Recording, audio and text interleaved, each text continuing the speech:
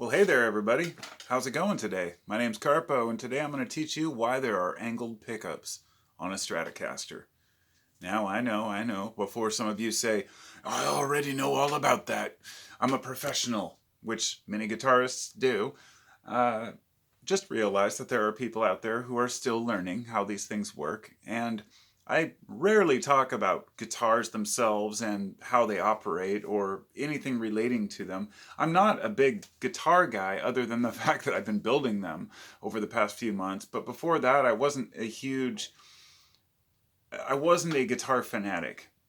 I very much enjoyed guitars, understanding sound and electronics and how everything works, but I wasn't obsessed about it, and I have to be obsessed about it right now because of the fact that I'm building them. So I'm in the process of building a Stratocaster right now. It's up there on the wall behind me. That one right there. You can see that it's set up. It doesn't have the plate on it, but it's set up for 2 humbuckers and a single coil. Now, I'm going to get right down to the basics. What are humbuckers? What is a single coil? Let's say you just started playing guitar and you picked up a Stratocaster, the OG, and you wonder, wow, okay, so it's got 3 pickups. How does all this work? I'm not going to teach you all that, but let's just say, for the sake of this video, this switch, as you gradually move to switch in position 5, that moves down the pickups. It'll be 1, 1 and 2, 1, 2 and 3, 2 and 3. There are many different ways to wire a Strat, but the point is, you'll see that the last pickup is angled. And it's always angled in the Stratocaster. And a lot of people really don't ever ask why. They just say, well, it's just part of the guitar. It's just how Stratocasters are made. The reason why we have angled pickups is very simple. And there's also a reason why it's down by the bridge. So at the top of a guitar you have the nut, at the bottom you have the bridge.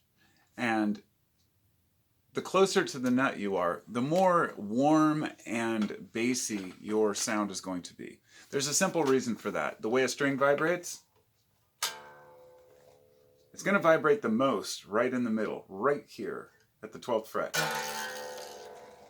It sounds horrible, right? And the further you get down here, the less the vibration is going to be. And until it gets down here to the nut and saddle and all the way up to the nut up here, all the way down to the bridge, and you end up with basically no vibration at these ends, but the most right in the middle, just like any other string, the way it vibrates. This means that the pickups that are closer to the neck, or higher up on the guitar, are going to be more warm. So generally, it doesn't matter how the pickup is shaped or angled. You're going to pick up the sounds, that you need from. But a single coil pickup, this is a single coil pickup right here. This is basically 6 poles at varying heights that are supposed to fit the fretboard radius, which could be 10, 12, 15 inches, depending on whatever you're building. These are at an angle, but also inside here, these are wrapped with a whole coil of wire. I think it's like 7,600 wraps, 7,200 or something. And then it comes out with 2 leads. One's a ground, one's a positive. Back in the 40s and 50s, when these were the first pickups really being used in the early Broadcaster guitars by Fender. Note, the Telecaster was the first Fender guitar, but it was actually originally called the Broadcaster.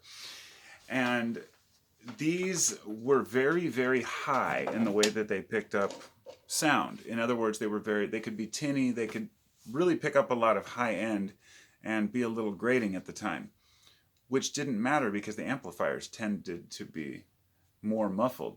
And I'll get to that in a minute. This right here is a humbucker. As you can see, people ask, what is a humbucker? Well, it's exactly twice the size of a single coil.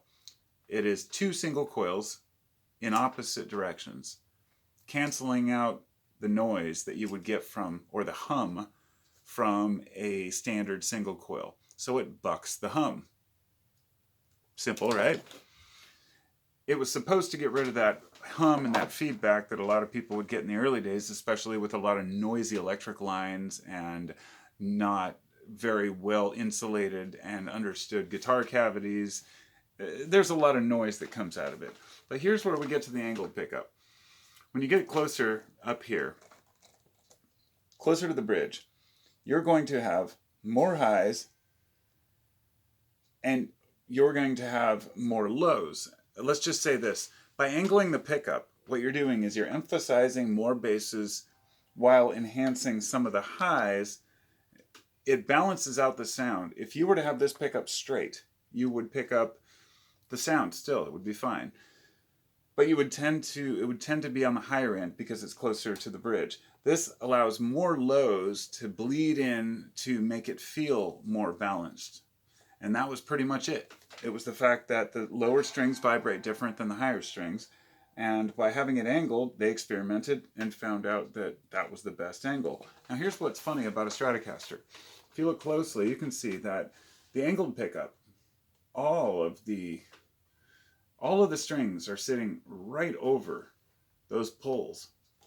And as you move up, you find out that the other ones just aren't. They're not even close. And I've read several forums, people saying, well, it matters, it doesn't matter, it matters, it doesn't matter. I believe it matters, but not as much as people might think it matters.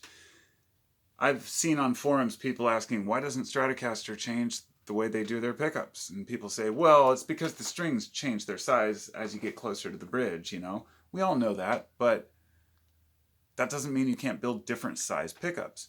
And this is what happens with some humbuckers.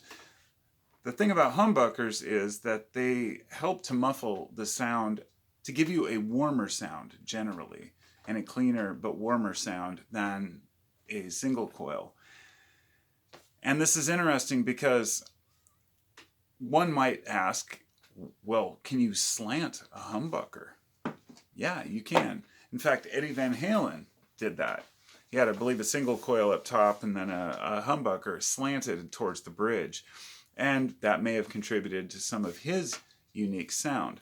The thing is that when you angle a humbucker, I can just see it in my own mind. You've got two single coils. When you angle that humbucker even slightly, you're completely changing the position. Those coils are off. The top farthest poles and the bottom farthest poles this direction are way farther than the top first, and this, I can't describe it. It has to do with geometry.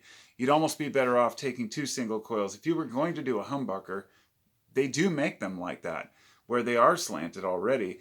It's better to slant both humbuckers together than to try to turn the whole thing, because you're not going to get the same sound, in my opinion. And I don't know. There's a lot of experimentation that needs to be done on these things.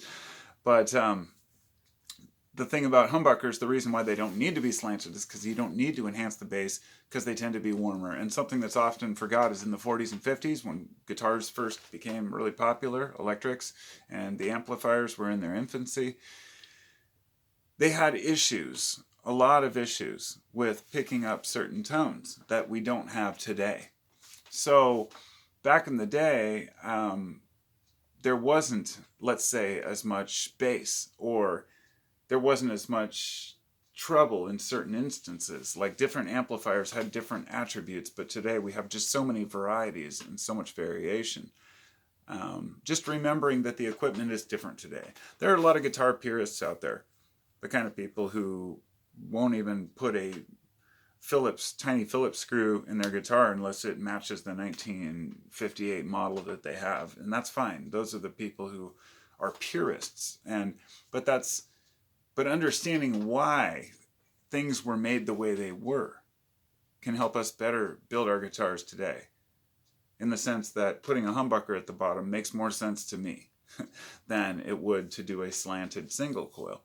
But if it's all about the looks and matching that old school feel of a guitar, that's a different story altogether. But one more note, Jimi Hendrix, for example, he had a Strat, but he had a unique sound for a reason. He was left-handed, for those who aren't aware. Jimi Hendrix was not only left-handed, but he played a right-handed guitar.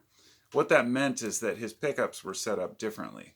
It meant that his slanted coil, I guess, from what I understand, was the opposite, which gave him a different sound, probably more highs and less lows on the high end.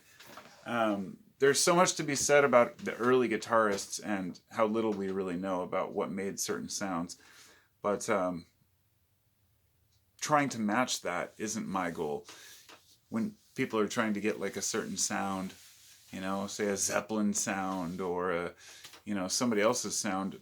Maybe it's because all the sounds have been used up today. It's like there's so few options left for different sound effects.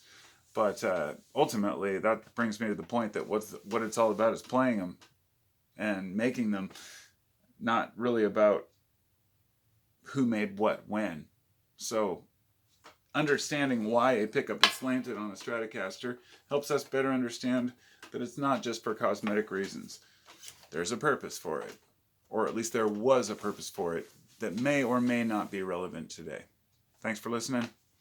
Hope you enjoyed that. If you didn't, then whatever, sorry. Hit subscribe and hit like. It really helps the channel. I'm trying to grow this and build guitars and share my building of guitars with people. And I know people forget to subscribe and like and all that. So talk to you next time. Let me know what you want to see next. I've got a lot of stuff in the building process, and I'm going to be sharing a lot more in the future. So peace out. See you next time.